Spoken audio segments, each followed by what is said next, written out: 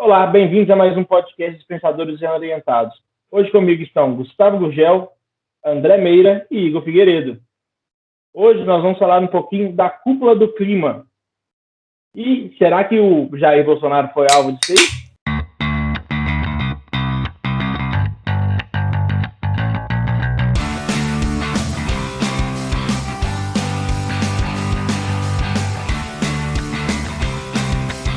No dia 22 e 23 de abril, aconteceu a Cúpula do Clima, organizada por Joe Biden. O evento foi uma promessa de campanha do mesmo. Biden se comprometeu de reunir com alguns dos principais líderes mundiais nos seus primeiros 100 dias de governo, para discutir ações de enfrentamento à crise global de mudanças climáticas. O evento será um teste de poder de influência do anfitrião. E os olhos também estarão voltados para o Brasil. Além do Brasil e dos Estados Unidos, ainda estarão na cúpula os presidentes da Rússia, Vladimir Putin, e o da China, Xi Jinping. Gustavo, e aí, será que o Brasil foi ameaçado nessa cúpula do clima? Olá, pessoal, quem nos assiste, André, Igor, Ricardo. Ricardo, eu acho que a palavra que destaca a participação do Brasil nessa conferência do clima foi ceticismo, viu? Infelizmente, Jair Bolsonaro não tem a respeitabilidade que a comunidade internacional espera mais, infelizmente. Mas as coisas não funcionam bem assim. Tá? Vou fazer aqui uma leve defesa do nosso país sobre o governo de Bolsonaro. Vamos ver o que o pessoal vai falar, né? Mas antes, Ricardo, eu queria que você colocasse na tela aí um gráfico. Eu acho que ele é muito importante da gente começar a trabalhar em cima dele. É um gráfico animado, produzido ali pelo pessoal do WRI Brasil, tá? É um gráfico que mostra a evolução das emissões de gases de efeito estufa desde 1850 até 2016, mostrando aí os 10 maiores emissores, tá? Um intervalo de 165 anos. Bota na tela para o pessoal ver, por favor. Muito bem, pessoal. Vocês estão vendo aí os 10 maiores emissores, né? E fica claro, né? Fica evidente de que os Estados Unidos são o maior emissor histórico de gases de efeito estufa, né? Então, eu acho que me parece até bem razoável que Joe Biden tome para si essa responsabilidade de liderança mundial de um conjunto de ações aí que possam, entre países, né, que mitiguem esses efeitos mundiais em relação ao clima, o que passa, claro, aí por contenção de desmatamento, mudança de matriz energética e tudo mais, né? Vocês estão vendo aí que o Brasil ele só vai surgir entre os 10 maiores emissores de gases de efeito estufa lá pelos anos 1980, né? É bem curioso isso, né? A gente ser tão criticado hoje e esse gráfico mostrar uma situação que talvez não nos coloque entre os maiores vilões históricos, né? Então, a mudança de rumos aí de toda a sociedade, com foco aí na questão ambiental, isso é urgente, isso aí ninguém nega, sem dúvida nenhuma. Mas eu acho que isso tem que acontecer por meio de dispositivos estabelecidos no Acordo de Paris, né? E não, inclusive, passando aí por compensações financeiras em função das condições históricas dos países, observando em condições econômicas de cada nação interessada aí nessa questão da ambiental e nesse projeto de envergadura mundial, né? Agora, nada se faz por meio de uma liderança que o Biden quer tomar para si essa liderança mundial. E nada se faz por meio de uma liderança agressiva e muito menos hipócrita, né? O gráfico que vocês viram na tela aí mostra absolutamente uma hipocrisia americana. E eu vou dar mais um detalhe, né? E vou explicar por quê. Vou pedir para o Ricardo colocar em tela aí para vocês relembrarem. Olha esse trecho do primeiro debate presidencial entre Joe Biden e Donald Trump na TV americana CNN, onde o Biden ameaça o Brasil se a gente não fizer o que deve ser feito em relação à Amazônia.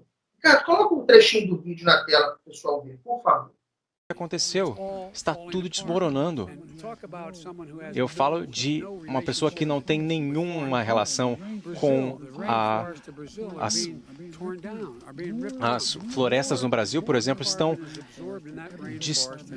desmoronando e muito mais gás carbônico está sendo emitido do que nos Estados Unidos. E nada está sendo feito pelos Estados Unidos. Nós precisaríamos, por exemplo, no meu governo, enfrentar 200 milhões de dólares e dizer: parem de destruir a floresta, e senão você então vai enfrentar consequências econômicas significativas. Pessoal, então acho que eu quero chegar com isso. Não existe a menor dúvida de que o Brasil aí retrocedeu muito aí no seu vanguardismo internacional em relação à pauta ambiental, né? Não existe dúvida disso.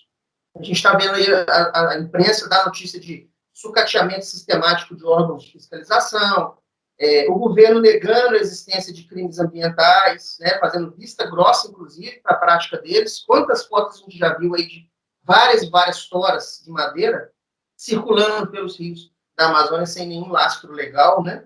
A redução do combate ao desmatamento prejudicada, já foi recorde no governo atual, desmonte de governança socioambiental no Brasil, demissões de vozes críticas de dentro do governo em relação à pauta ambiental, né? Eu acho que uma outra coisa que a gente até domina um pouco mais é a destruição do soft power, da vantagem ambiental que o Brasil tem internacionalmente, né? Corte orçamentário, enfim. E o fato dos Estados Unidos e outras potências mundiais terem uma responsabilidade incrivelmente maior nas crises climáticas que o mundo enfrenta hoje, isso não abona o Brasil das ações nocivas que ele tem praticado com relação ao meio ambiente, né? A crítica em torno do discurso do presidente na cúpula, na minha opinião, trouxe um pouco de excesso em função da proporção de responsabilidade, né? Tanto dos veículos de comunicação como de algumas lideranças ambientais. Eu acho que existe uma oposição, mas uma oposição por oposição. E eu acho que não pode ser assim. A gente tem que olhar um pouco o macro também, né? O Bolsonaro fez promessas muito ambiciosas, beleza, não tenha dúvida, né? Mas o cumprimento dessas promessas, tendo em vista a essência do Bolsonaro, é isso que provocou esse cenário de ceticismo, né, de muitos especialistas na área. Só que a gente tem que tomar cuidado com o seguinte: olha como é que é incoerente muitas coisas. Na Assembleia Geral da ONU, no ano passado, em setembro, né, a 75ª Assembleia Geral, o Bolsonaro foi muito criticado por ter sido arrogante, conflitivo, por ter sido vitimista em relação à Amazônia, né? Inclusive, naquele período tinha um conflito com a França com relação a essa situação, dizendo que o Brasil estava sendo alvo de uma campanha internacional de desinformação em relação à Amazônia, né? Provocou crítica de ONGs, indígenas e tudo mais. Agora o presidente, numa cúpula do clima, liderada pelo governo americano, faz promessas ambiciosas que exatamente o setor ambiental precisa ver acontecendo. E ainda assim recebe crítica porque foi ousado demais, num discurso que ele já foi bem mais complacente, bem mais conciliador. É isso que eu não consigo entender. Eu acho que a gente tem que observar, a partir de agora, as próximas ações do governo, para a gente ver se esse discurso realmente terá sido hipócrita, terá sido um fingimento ou não, né? E isso tudo, eu estou falando Brasil e Estados Unidos. Agora a gente tem China nessa jogada, né? A partir ali de 2000, 2003, 2004, a China avança sistematicamente na emissão de poluentes, né, André? Isso aí, Gugu. Só quero fazer antes de falar um pouquinho de China, quero só fazer um complemento aqui ao que você falou do Bolsonaro, né? Você falou que tiveram algumas promessas e tudo, das críticas ao Bolsonaro. E nada surpreendente para mim, passado somente um dia da cúpula, governo Bolsonaro corta 240 milhões da pasta ambiental. Então, você falou sobre o que ele falou e como que isso vai ser feito no futuro, demorou menos de 24 horas para já ter corte na pasta prometida. Incrível, né?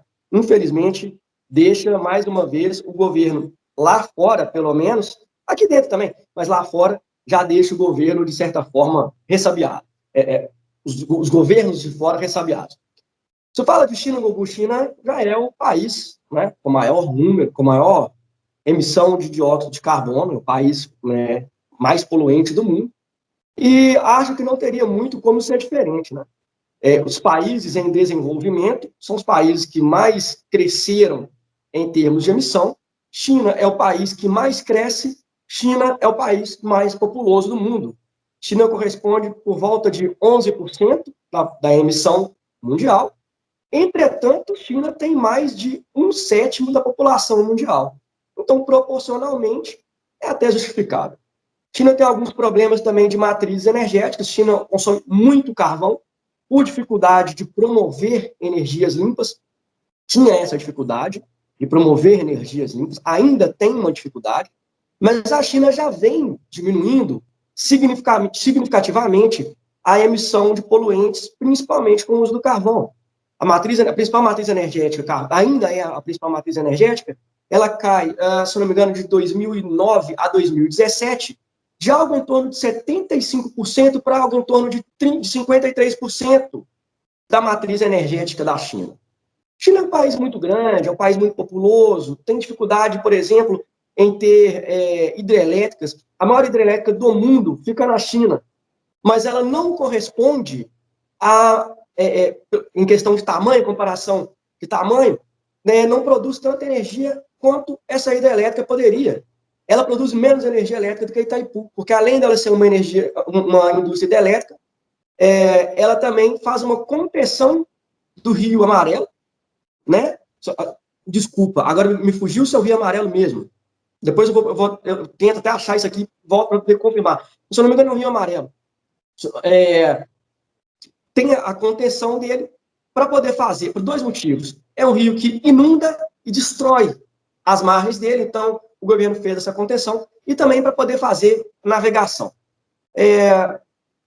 Não falo isso defendendo China, realmente é complicado, mas o governo chinês já vem propondo fazer as reduções, inclusive, a China de 5 em 5 anos faz um planejamento para esse período, 5 anos, chamado plano quinquenal. Já desde o 12º plano, a China vem colocando metas de redução de energia limpa, de energia renovável. No 14º plano, foi o último plano estabelecido, a China colocou uma meta de até 2060 ficar na emissão próxima a zero.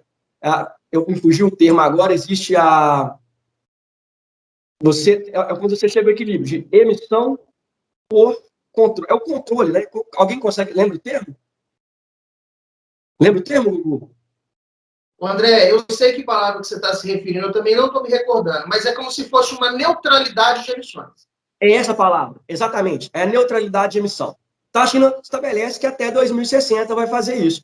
Para a China é interessante, porque acaba que é um país que está em desenvolvimento tecnológico, então, além de a China ter a possibilidade de ter essa visibilidade mundial como uma liderança ao lado dos Estados Unidos, você falou do Joe Biden, isso é muito importante também, o Joe Biden retomando a visibilidade americana de liderança, a China se coloca como uma liderança junto aos Estados Unidos, e também a China promove e desenvolve novas energias dentro do seu mercado tecnológico, podendo produzir e exportar, ajudando a própria economia chinesa.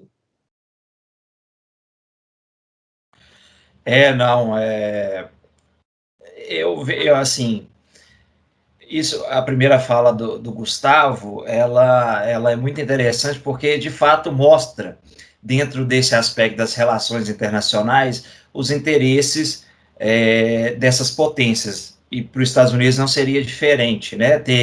Tomar a rédea dessa situação por duas questões, eu vejo. Uma, para voltar com essa agenda que é importante para o mundo todo, retratando os malfeitos da administração anterior do Donald Trump, que não assinou o Tratado de Paris, o Acordo de Paris, né, que abandonou essa agenda, e os Estados Unidos, nesse momento, né, com esse governo democrata de Joe Biden, ele precisa mostrar que não, nós estamos unidos a agenda é importante. Eu, como líder, né, do principal país emissor do dióxido de carbono e também economicamente, né, o mais rentável, a gente precisa reorganizar isso. Só que a gente não pode esquecer que são esses, né, Estados Unidos, China, que o André falou bem, Índia, Japão, esses que o gráfico aí foi apresentado dessa lista do top 10, o que cada um representa. Então não adianta a gente ficar apontando o dedo para o caso do Brasil, sendo como se fosse o principal ofensor. Não, ele não é.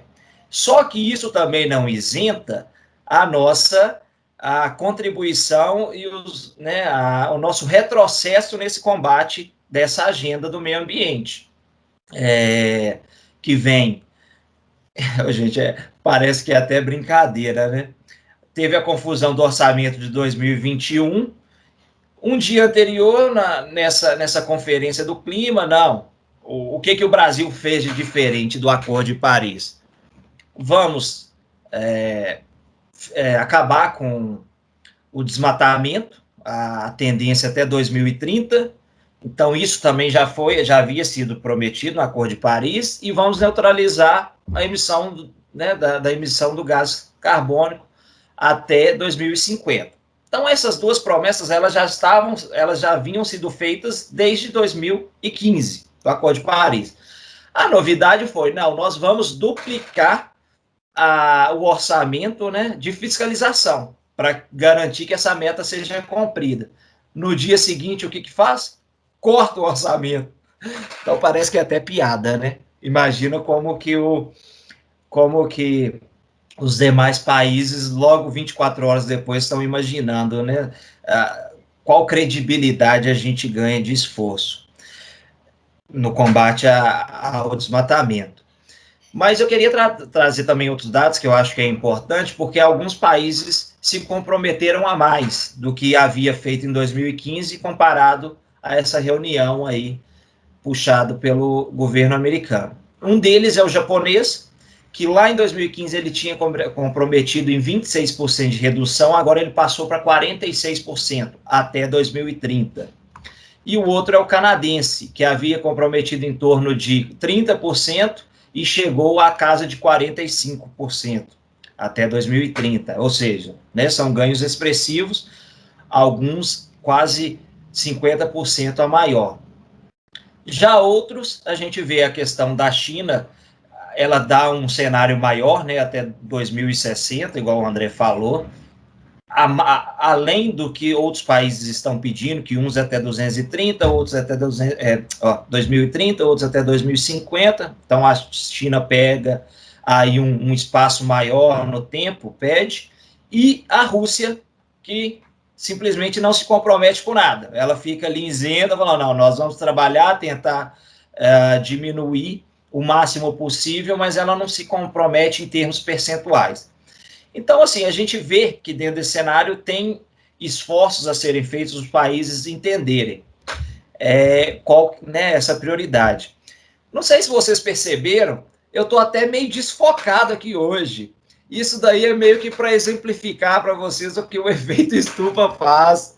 Mentira, eu nem pensei nisso, mas agora me veio isso da cabeça. Então, eu estou desfocado, imagina o efeito estufa. Então é isso, galera, que acontece. A gente, de fato, precisa mesmo trabalhar nessa agenda, que ela vem, há quantos anos a gente vem tratando dessa temática, né? Começa com o Tratado de Estocolmo e aí vários outros acima, né? Rio 92 e por aí diante. Então, eu acho que a gente tem que pegar isso sério.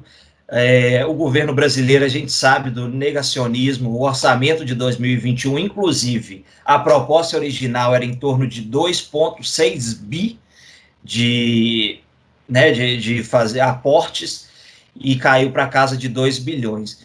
Então, que é um corte de 24% desse orçamento. A gente precisa tratar com mais seriedade, porque a gente sabe, sim, que ali aquela região é uma região pobre, né? Uma região que precisa trabalhar em se desenvolver, mas a gente também sabe que o desenvolvimento ele consegue ser feito cuidando do meio ambiente. Isso daí a gente já está careca de saber que as duas coisas podem andar juntas. Então, não precisa deixar a boiada passar, né? Igual o ministro do Meio Ambiente, Ricardo Salles, deu esse espetáculo naquela reunião ministerial, tratando mais ou menos, deixando claro qual que eram as intenções dele. Então, de fato, a gente precisa cobrar isso daí, porque... ministerial, inclusive, que a gente tratou aqui, né, Igor? E isso foi tema de um programa. O tema acho que se der, Ricardo, a gente podia até colocar uma tarde aqui direcionando o link para o pessoal ver se quiser. Então eu acho que é isso, né, Ricardo? Eu acho que precisa desenvolver mais aí um esforço maior, porque a fala está muito bonita, mas a prática ainda está deixando a desejar.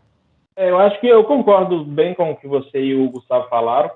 Nesse gráfico que o Gustavo pediu para subir na tela, esse gráfico animado, a gente pode ver que todos os países que aparecem lá, desde o início até o final, no final aparecem alguns países que, vamos dizer assim, para falta de argumento, vamos dizer países de terceiro mundo, para falta de palavras. E somente a Índia e a China, que não são considerados países de primeiro mundo, por mais que, para mim, a China só não é considerada por causa do seu nível de pobreza, porque em questão de riquezas, em questão bélica e demais questões, ela está pau a pau com os Estados Unidos. E a Índia, que a gente sabe que é um país ainda em crescimento, eles só os únicos que aparecem desde o começo. O resto tudo, os países que aparecem vão sumindo, eles são países que usaram da sua emissão de carbono para poder crescer, se tornarem países de primeiro mundo, se tornarem referências mundiais, e agora que chegou a hora dos outros países fazerem, eles querem podar. Então, ou seja, eu gastei o meu para poder crescer, agora você não vai gastar o seu para poder crescer, porque eu preciso que você não gaste. Isso, para mim, é um pouco errado, por mais que eu também ache errado o que o Brasil está fazendo em vários pontos, a questão de desmatamento, a questão de passar boiada, a questão de focar muito nessas áreas. A gente é um país, sim, um país de commodities, país agrário, porém a gente é porque a gente quer, por mais que a gente nunca teve investimento em tecnologia. Nos últimos anos, várias empresas de tecnologia gigantes saíram do Brasil, advir aí a Sony e outras demais. Então, a gente não dá fomento para essas empresas continuarem aqui, para a gente poder trazer também um país tecnológico, e isso sim é culpa do governo federal. Esse foco nas áreas agrícolas, que tem um foco que também acaba desmatando, também é culpa do governo federal, porque ele também não incentiva outras áreas. E a gente tem sim essa raiz que eu acho que pode ser quebrada, e para ser quebrada precisa de alguém bater de frente com esse pessoal. Infelizmente, a gente não tem ninguém que possa fazer isso. Eu acho errado. Concordo que as ameaças do Biden ao Brasil são forçadas, porém, eu acho que, no fundo, algumas palavras dele são certas e tem que botar a mão na consciência para se pensar e fazer por onde. A gente hoje aqui temos o Brasil com as falas do... Infelizmente, né, vou citar uma que a gente já falou no último programa, que o filho do presidente fala em um podcast que, no caso, ele fala de Alcântara, tem não sei quantos, 200 e tantos dias de sol, mas as outras cidades do Brasil, tirando um pouco São Paulo, tem um sol abundante, a maioria do tempo, então a gente poderia ser um país focado em energia solar, para poder diminuir um pouco essa dependência, por mais que hoje a gente, teoricamente, somos de energia limpa, porque hidrelétrica há suas controvérsias, mas hidrelétrica também tem gente que considera energia limpa, tem gente que não considera, e a partir do momento que ela durante essa instalação ela perde muita coisa, mas depois dessa instalação dizem que ela, querendo ou não, é uma energia limpa. Mas eu não concordo, mas tem gente que diz isso. Mas a gente poderia ter um fomento muito maior, e hoje é uma coisa muito cara você colocar uma energia solar na sua casa.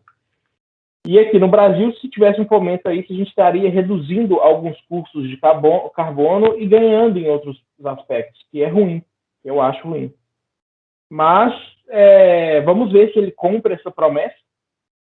E quero ver o que vocês acham dessa, para a gente finalizar um pouco, dar uma explicação, fechar esse tema. Quero passar a palavra para vocês. Mas eu concordo com o Gustavo, com o Igor, com o André em todas as falas.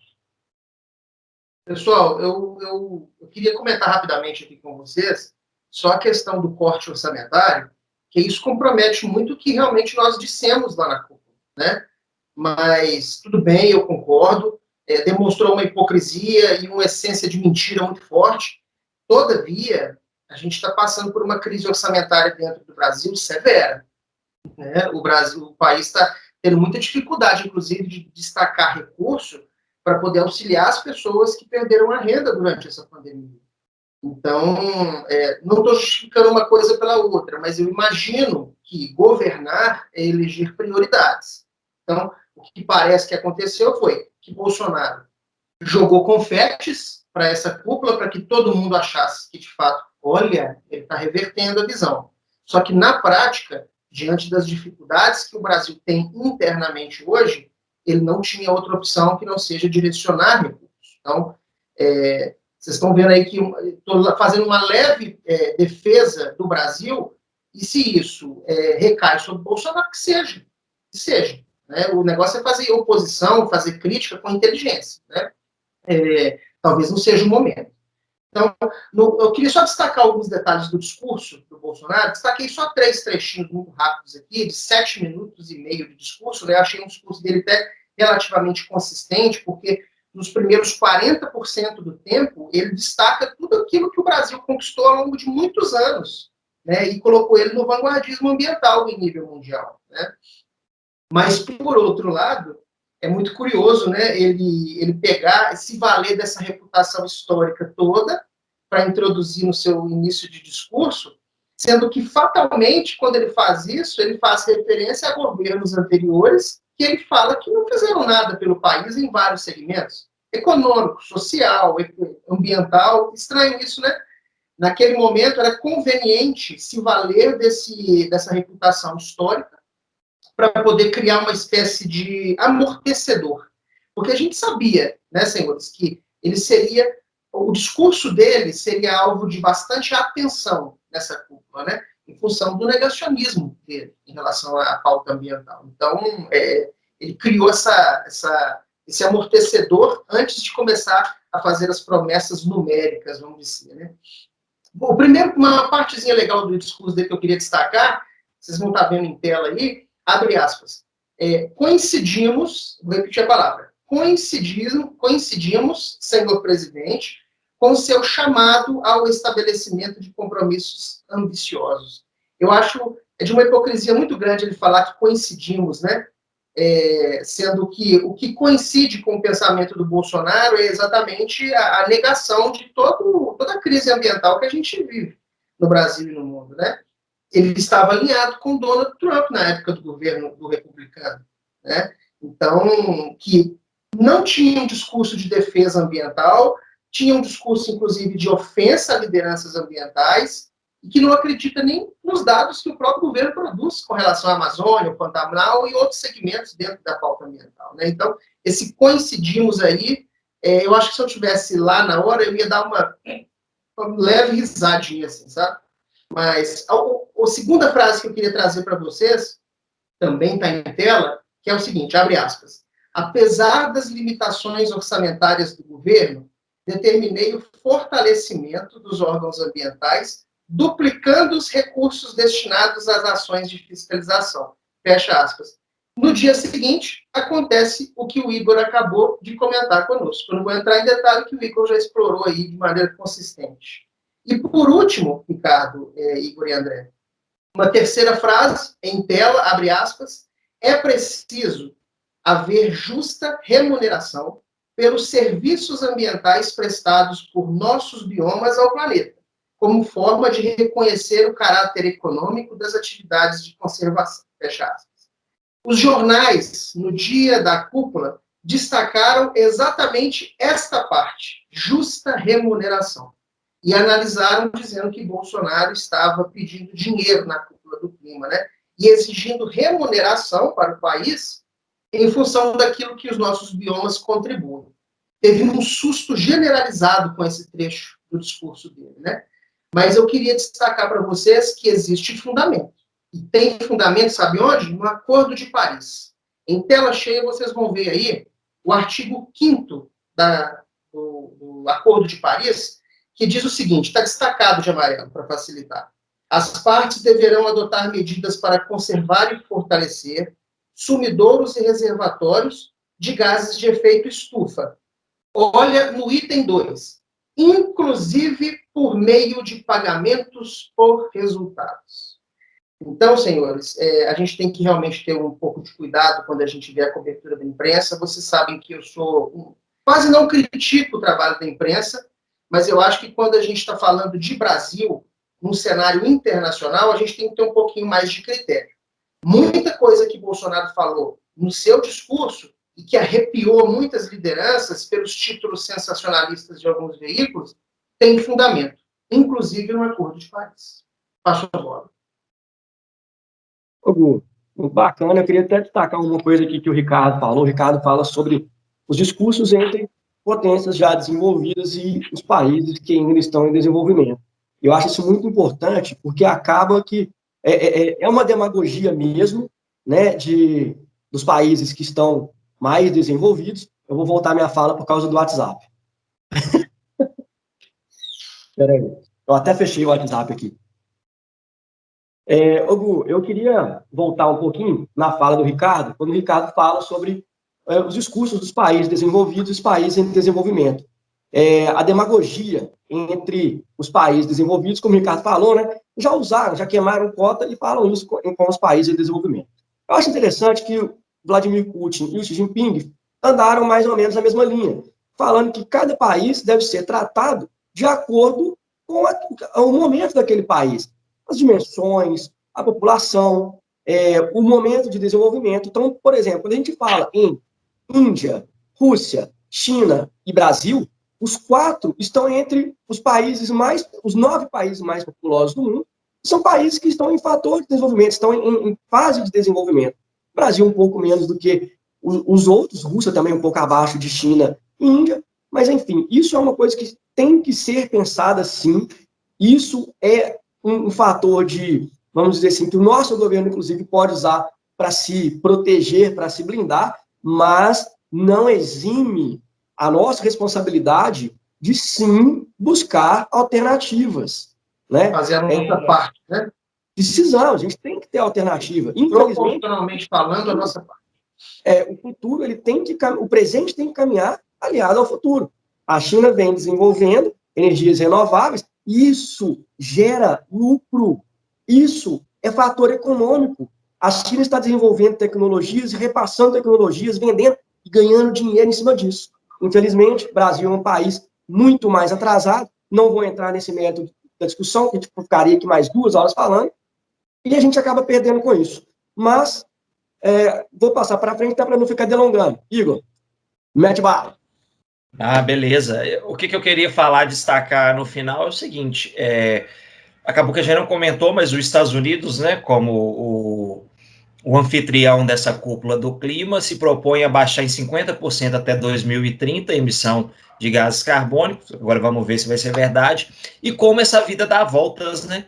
Para quem há 1 ano e meio atrás dizia que não precisava de ajuda, de renda, de dinheiro de ninguém para cuidar dos interesses do país e da Amazônia, se viu com repasses suspensos pela Alemanha e pela Noruega dentro do Fundo Amazônia. Hoje está pedindo aí, bater na porta dos Estados Unidos, pedindo 1 bilhão e ajuda de outros países. Então, ou seja, né, precisa da grana para poder fazer acontecer.